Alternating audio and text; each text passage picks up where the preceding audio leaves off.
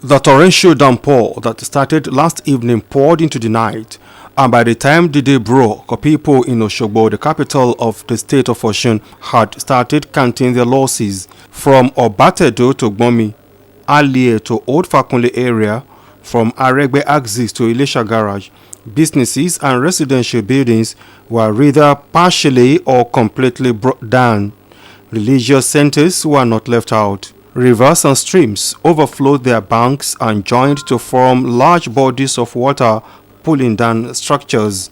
The senator representing Osun Central Senatorial District at the National Assembly, Dr. Ajibola Basiru, visited some of the areas worst affected by the flood.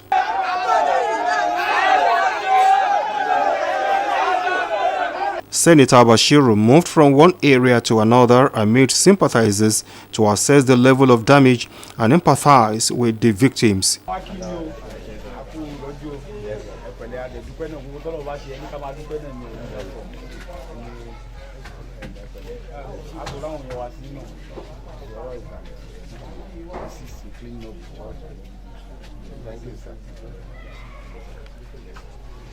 Thank you very much. Expecting them. Today, sir. Contact will come back.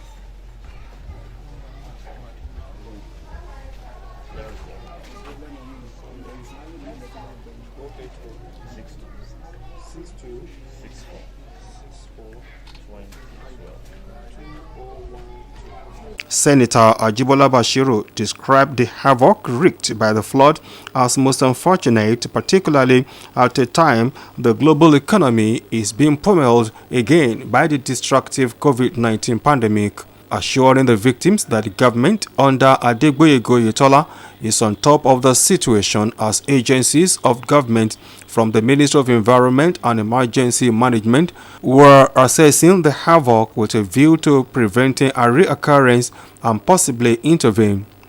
The senator called on citizens to always cooperate with the government in its efforts at mitigating natural disasters by clearing drainages and culverts.